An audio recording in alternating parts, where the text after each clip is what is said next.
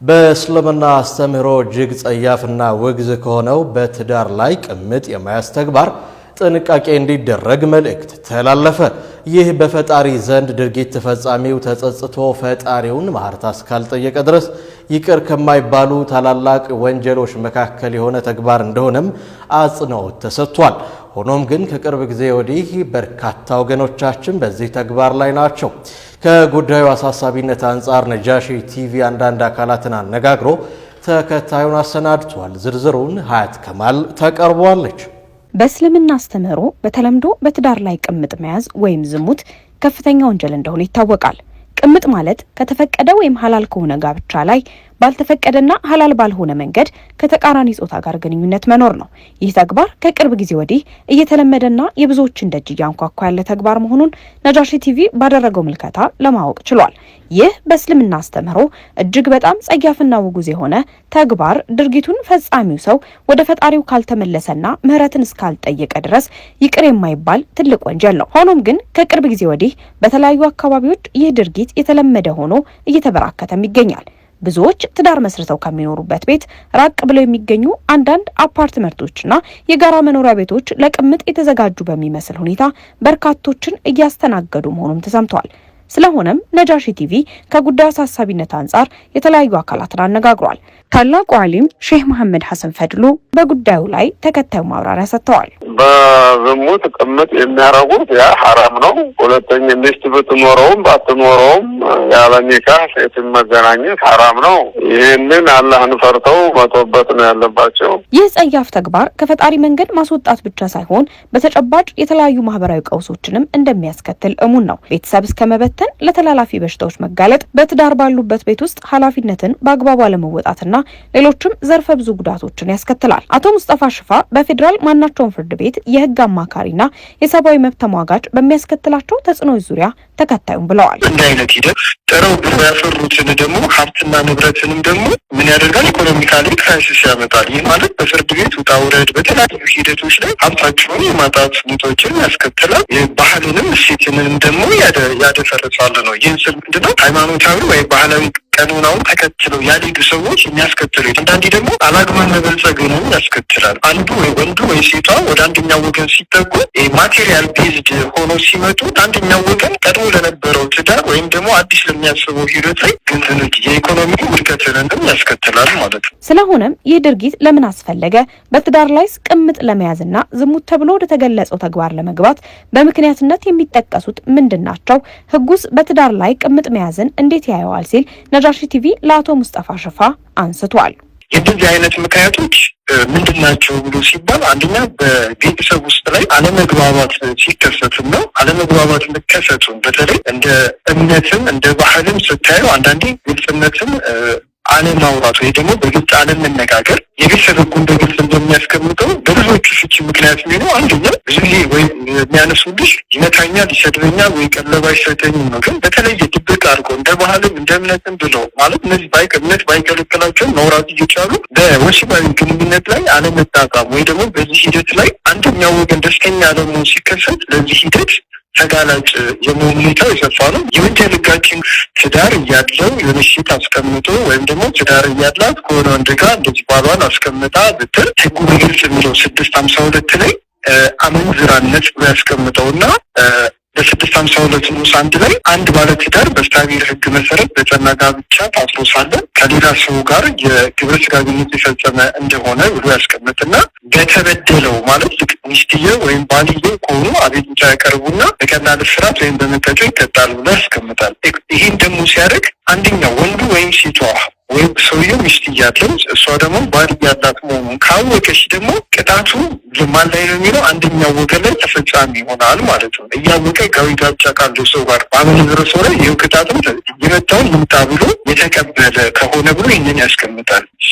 ይህ ተበደልኩኝ እኔ ላይ እንዲተፈጽሞብኛል የሚለው ደግሞ ከሆነ አቤት ወይ የአመንዝራነት ተግባሩን እንዲፈጽም አንደኛው ወገን የገፋፋ ወይም የተስማማ ወይም ይቅርታ ያደረገ ወይም ከዚሁ ተግባር ጥቅምን ያገኘ እንደሆነ ጥፋተኛው ሰው በወንጀል ተጠያቂ አይሆንም ብሎ ያስቀምጣል። ማለት አድርግ እንደዚህ አድርገሽ አምጪ እንደዚህ አድርግ አምጣ ብሎ ካለ ብሎ ይህንን ያስቀምጣል። ያስቀምጣል። ወደ እነሱ ሁለት ግን ስንመጣ ደግሞ ይህ ድርጊት የተፈጸመው ባልና ሚስቱ በመካከላቸው ለምሳሌ ብዙ ጊዜ ከሚስቱ ጋር ሲጋጭ ወይ ከባሏ ጋር ስትጋጭ እኔን እንደ ምክንያት ወስደው የሚሄዱ ሰዎች አሉ።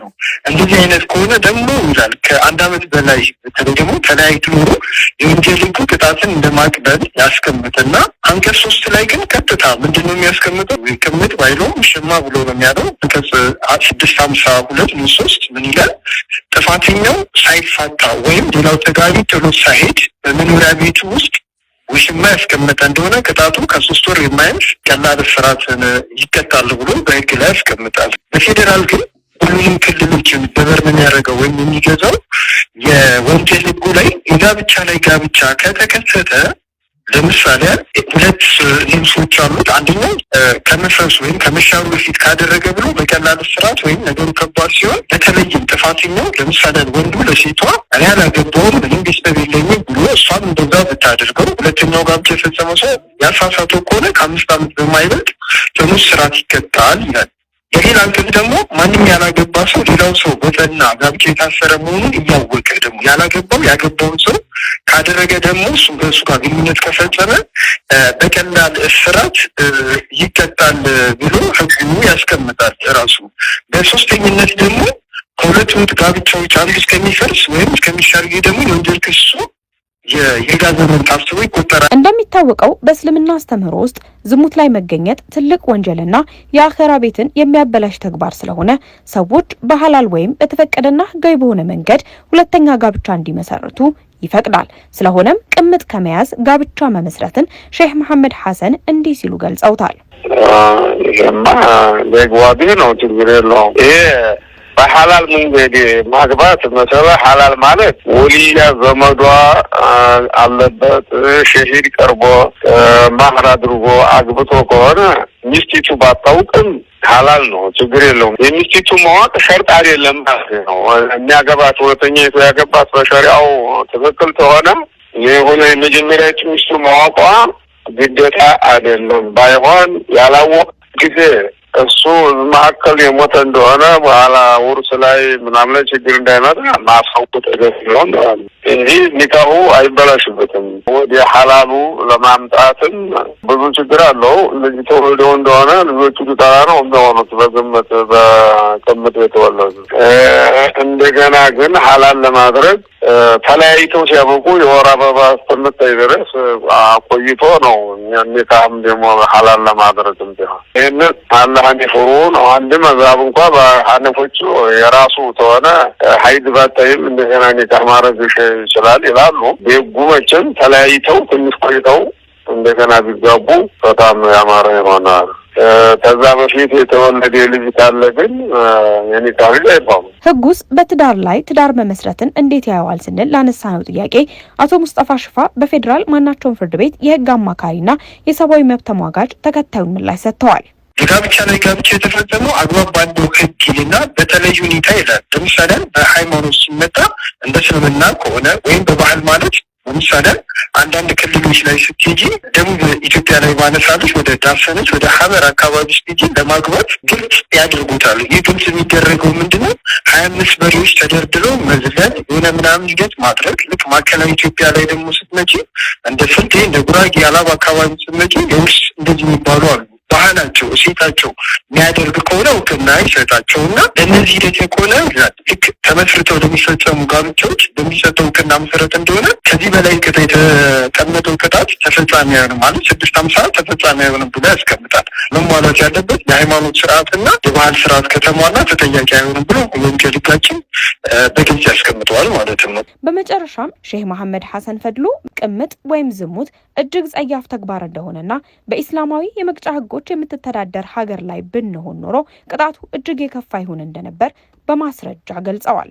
ቅጣቱ ከባድ ነው። ብዙ ዱንያው ላይ እንኳን ማለት ነው አግብቶ ማያውቅ ተሆነ 100 ጅራፍ ተዘርፎ ሀገር መባረር አለበት ነው የሚለው። ያ ደግሞ አግብቶ የሚያውቅ ተሆነ በድንጋይ ሰው ተሰብስቦ ሁሉን ተሰብስቦ ተቀጥቅጦ ይገደላል ነው ቅጣቱም ከባድ ነው። በዱንያ ላይ እንኳን ቢሆን ማለት ነው። አኺራ ደግሞ ጀሃነም የሚያስገባ ነገር። ስለሆነም በተለያዩ አካባቢዎች በዚህ ሐራም የሆነ ተግባር ላይ ያሉ ወገኖቻችን ከዚህ ተግባራቸው ራሳቸውን አቅበው የነገ የአኺራ ቤታቸውን በሚያስቡ ሌሎች ተግባራት ላይ ጊዜያቸውን እንዲያውሉ መልእክታቸውን አስተላልፈዋል።